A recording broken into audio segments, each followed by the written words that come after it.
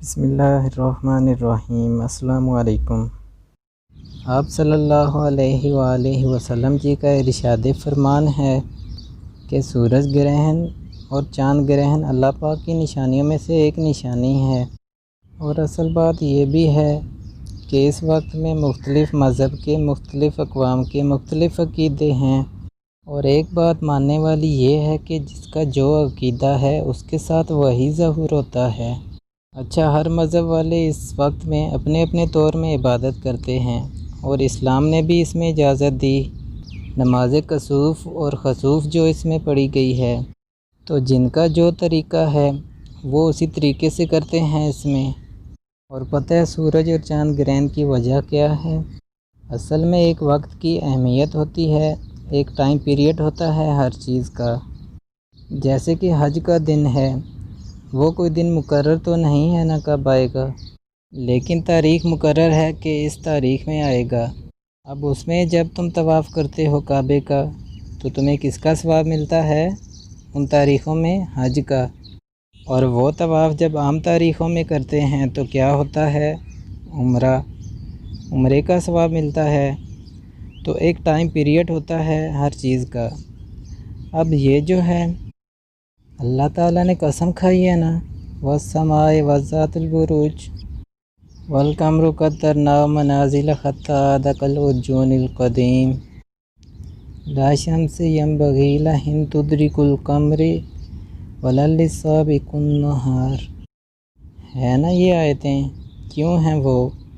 کہ کچھ ہے نا دنیا میں ان کا حساب کتاب۔ اللہ تعالیٰ کیا کہہ رہا ہے؟ اور سب اپنے دائرے میں تیر رہے ہیں، نہ سورج سے یوں ہوتا ہے کہ وہ چاند کو جا پکڑے، اور نہ رات ہی دن سے پہلے آ سکتی ہے۔ تو ایک کیلکولیشن ہے یہ۔ اب کیلکولیشن تم کرتے ہو، ایک سے آگے تم بڑھتے 99 پہ جانے کے بعد کیا کرتے ہو؟ پھر کہاں جاتے ہو واپس؟ پھر ایک پر آ جاتے ہو، اور پھر اس میں علامت لگاتے ہو 00، تو آگے 100 ہو جاتا ہے وہ، اس کو آگے بڑھانے کے لیے، نیا چکر لینے کے لیے۔ تو یہ کیلکولیشن ہے۔ اب کیلکولیشن سے ہماری قیمت بڑھتی چلی جاتی ہے، نہیں بڑھتی چلی جاتی؟ اب 9 کی قیمت الگ ہے اور 99 کی الگ ہے، تو یہی ایک دائرہ ہے، سرکل ہے، کہ جس میں ایک وقتی قیمت ہو جائے گی الگ اپنی۔ تو یہ چاند گرہن یا سورج گرہن درمیان ہیں۔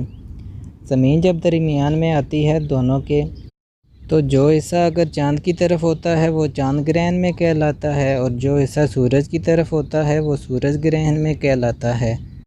جانتا ہوں یہ بات سمجھنی آپ کے لیے ذرا مشکل رہے گی۔ اچھا، مزے کی بات، چاند گرہن جو ہے نا وہ ہمیشہ 14ویں کی رات کو آئے گا، کبھی 13ویں یا 15ویں میں نہیں آئے گا، یا کسی اور تاریخ میں نہیں آئے گا۔ سورج گرہن ہمیشہ 27-28 کی درمیانی شب میں آئے گا، کبھی شروع چاند میں نہیں آئے گا۔ یہ کیلکولیشن ہے، وہ ہمیشہ اپنے وقت پہ ہی آئے گا، چاہے ہزاروں سال گزر جائیں۔ ہزاروں سال کی تاریخ دیکھ لو تو یہی تاریخ آئے گی، 14، 27، 28۔ یہ ایک خاص وقت ہے، کیلکولیشن ہے ایک یہ، اور اس میں اس وقت کی اہمیت بڑھ جاتی ہے۔ اب دیکھا جائے تو اس میں جادو ٹونا کرتے ہیں لوگ، سفلی کرنے والے، یہ کالا پیلا کرنے والے، ان کے بقول یہ رات جو ہوتی ہے، یہ جو وقت ہوتا ہے جب گرہن ہوتا ہے، کہ اس وقت میں شیطان طاقتور ہو جاتا ہے۔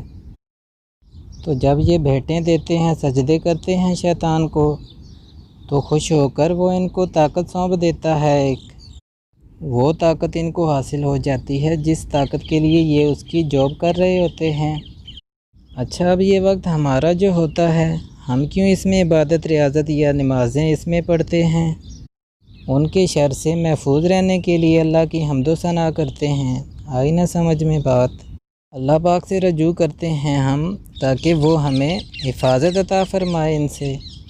اب یہ وقت رجوع کا بڑا مضبوط وقت ہے، تو جتنا تم یقین اور پختگی کے ساتھ رجوع کرو گے اتنی روحانیت حاصل ہوگی۔ اچھا، یہ ایک بات قابل غور ہے کہ ہم لوگ اتنا یقین کے ساتھ نہیں کچھ پڑھتے جتنا وہ لوگ پڑھتے ہیں۔ ورنہ یہ وقت تو اپنے سچے رب سے رجوع کا بہت خاص ہے اور حاضری کا ہے۔ اگر ہمیں خاص راتوں کا، خاص دنوں کا، ان خاص اوقات کا، ایسے وقت کی اہمیت کا پتہ ہو تو نا ہمارے یقین چھری اور کینچیوں پہ ہیں، جاہلانہ کاموں میں جن سے کچھ حاصل نہیں۔ ہمیں اپنے دین اسلام کے مطابق ان کی سمجھ بوجھ ہو تو نا، آئی نا بات سمجھ میں؟ اچھا، انسان جو ہے نا یہ تو ہمیشہ سے ہی ناقص ہے، اور نقص اس کی بناوٹ میں نہیں ہے، نقص جو ہے اس کی سوچ میں ہے، اس کے ارادے میں ہے۔ شیطان کے بارے میں تم کیا سوچتے ہو؟ جتنا یقین ہمیں شیطان کے حاضر ہونے کا ہے، اتنا یقین ہمیں اللہ کے حاضر ہونے کا ہو جائے تو منزل مل گئی ہمیں۔ ہاں، کوئی غلط کام ہو جائے یا کوئی غلط سوچ آ جائے تو فوراً خیال کہاں جاتا ہے؟ شیطان کی طرف۔ لیکن کبھی غلط کام سے رکنے کے لیے خیال اللہ کی طرف نہیں جاتا۔ اچھا، خیال جو ہوتے ہیں یہی ہمیں اچھائی اور برائی کی طرف دھکیلتے ہیں، لیکن نفس کو کبھی برائی پر اطمینان نہیں ہوتا، لیکن برائی کی طرف راغب رہتا ہے۔ اچھا، اس کی وجہ کیا ہے برائی کی طرف راغب رہنے کی؟ برائی کی طرف راغب رہنے کی وجہ اپنا ارادہ ہے، اپنے خیالات ہیں۔ روزے کے ٹائم میں بھلا برائی کی طرف راغب کیوں نہیں ہوتے؟ اپنے ارادے، اپنے خیالات صاف رکھتے ہیں ہم، کیونکہ ہمارا جو خیال ہے وہ ہمارا ارادہ بنتا ہے، اور ہمارا ارادہ جو ہے وہ ہماری نیت، اور نیت سے پھر عمل۔ اب اچھا تھا یا برا، اگر خیالات اچھے رکھتے ہیں تو نیت صاف ہوگی، عمل پھر اچھا۔ آئی نا بات سمجھ میں؟ اچھا، برے ارادے زیادہ مضبوط کیوں ہوتے ہیں؟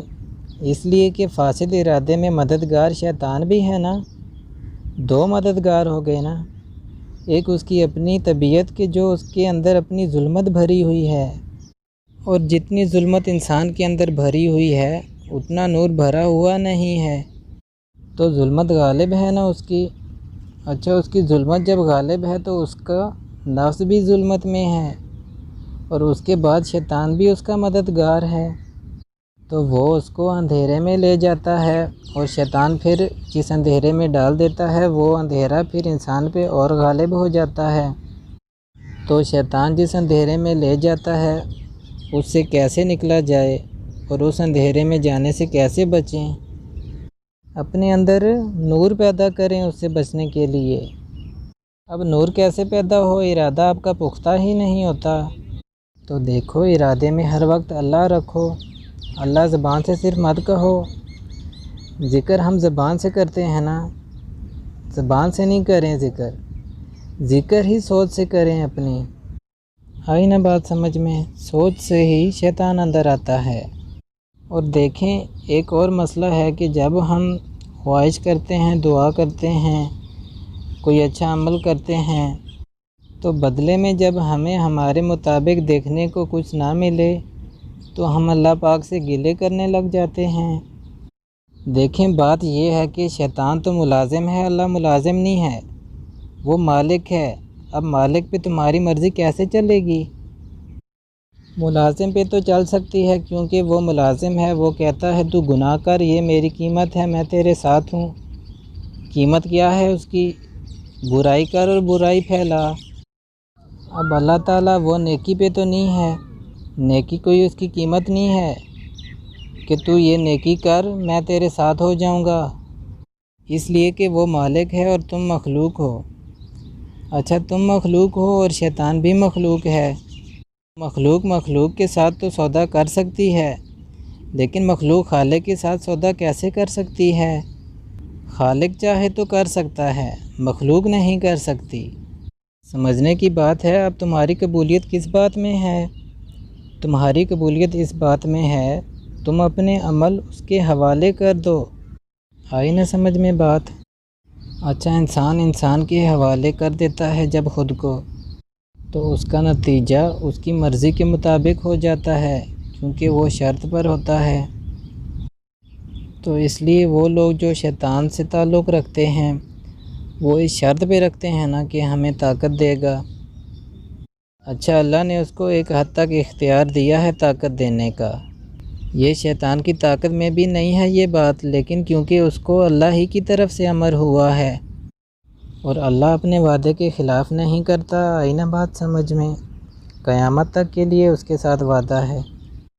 اب بندے سے اللہ کا تعلق خالق اور مخلوق کا ہے، مخلوق اور مالک کا ہے۔ تو مخلوق کے بارے میں مخلوق کی مرضی نہیں چلے گی، مالک کی مرضی چلے گی۔ اب تمہیں یہ چاہیے تم اپنی طاقت کو، اپنے عمل کو، اپنے معاملات کو مالک کے حوالے کر دو، آئی نا بات سمجھ میں؟ اور پھر وہ مالک ایسا ہے کہ وہ یہ کہتا ہے اور جو کچھ تم میرے پاس بھیجے گا اسے اس سے بہتر پائے گا جو تیرے پاس تھا۔ اچھا، جب تم مخلوق سے سودا کرتے ہو تو تم گر جاتے ہو، تمہاری قیمت گرا کے بات ہوتی ہے وہاں پر۔ اچھا، وہ جب قیمت گرا کے بات ہوتی ہے جس کا نتیجہ کیا نکلتا ہے کہ وقتی تمہیں فائدہ تو ہوتا ہے لیکن تم مستقل فائدے سے محروم ہو جاتے ہو، اور مستقل اس فائدے سے محروم ہو جاتے ہو کہ جو تمہارے لیے ہی تھا۔ اب یہ جو فائدہ تم مخلوق کے ذریعے اٹھا رہے ہو یہ تمہارے لیے نہیں تھا، لیکن یہ تمہیں کچھ بیچ کے لینا پڑا، اور بیچنے میں تم نے کیا بیچا؟ وہ چیز بیچ دی ہے جس کی قیمت کوئی نہیں تھی، یعنی کہ اپنا ایمان اور اپنا یقین، اس کی کوئی قیمت ہی نہیں تھی جبکہ۔ تو بات یہ ہے کہ اس لیے ہم اللہ تعالیٰ تک نہیں پہنچ پاتے، اور جو لوگ اللہ کے آگے اپنے آپ کو بیچتے نہیں ہیں تو پھر وہ آزمائشوں میں ڈال دیتا ہے۔ جب وہ آزمائشوں سے گزر جاتے ہیں تو پھر وہ مالک ان کو اپنے ہاتھ میں لے لیتا ہے۔ سونا تم سے سنہار اس وقت تک نہیں لے لیتا جب تک اس کو کسوٹی پہ نہیں لگا لیتا۔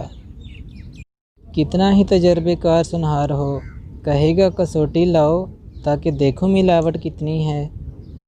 تو جب تم مالک کے ہاتھ میں جاتے ہو تمہیں آزمائشوں میں ڈال کے تمہاری کثافتیں دور کرتا ہے، تمہیں خالص کرتا ہے۔ جب تم خالص ہو جاتے ہو تمہیں لے لیتا ہے، اور اس قیمت پہ لیتا ہے جس کو تم سوچ بھی نہیں سکتے۔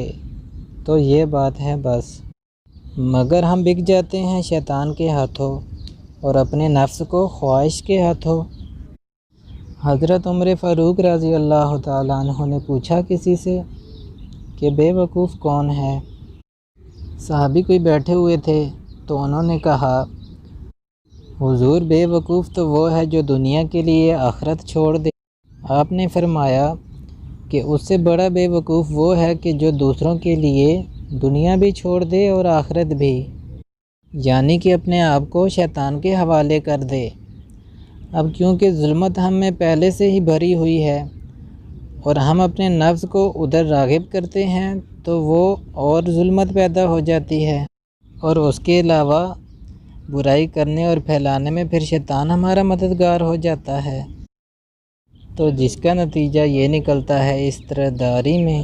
اور شیطان کو پتہ ہے کہ اگر اس کو کچھ طاقت مل جائے دنیاوی تو یہ ضرور میرا ساتھ دے گا، اور رب کو یہ ضرورت نہیں ہے، یعنی تمہارے ساتھ کی رب کو ضرورت نہیں ہے۔ ہم کوئی نیکی کر دیں، کچھ تھوڑے سے نیک ہو جائیں، ہم یہی چاہنے لگ جاتے ہیں اب اللہ وہی کرے جو ہم چاہتے ہیں۔ ہماری اچھائی برائی سے اللہ کو کوئی نفع نقصان نہیں۔ دنیا میں و زندگی میں ہم جو کچھ اچھا برا کرتے ہیں اس کا نفع نقصان ہم ہی کو ہے۔ شیطان نے کسی بزرگ سے پوچھا کہ تمہیں اللہ پہ بہت یقین ہے؟ کہنے لگے ہاں بالکل یقین ہے۔ اس نے کہا کتنا یقین ہے؟ انہوں نے کہا بس جتنا مجھ سے ہو سکتا ہے اتنا یقین ہے۔ تو شیطان کہنے لگا ایک کام کرو پھر۔ انہوں نے کہا کیا؟ کہ اب تم اللہ کا نام پکارو اور پیڑ پہ سے اوپر سے کود جاؤ۔ تو انہوں نے کہا یہ تو بے وقوفی ہوئی۔ اس نے کہا کیسے؟ انہوں نے کہا یہ ہے کہ میرا رب جب آزمانا چاہے تو الگ بات ہے، مگر میں کیسے آزما سکتا ہوں اس کو؟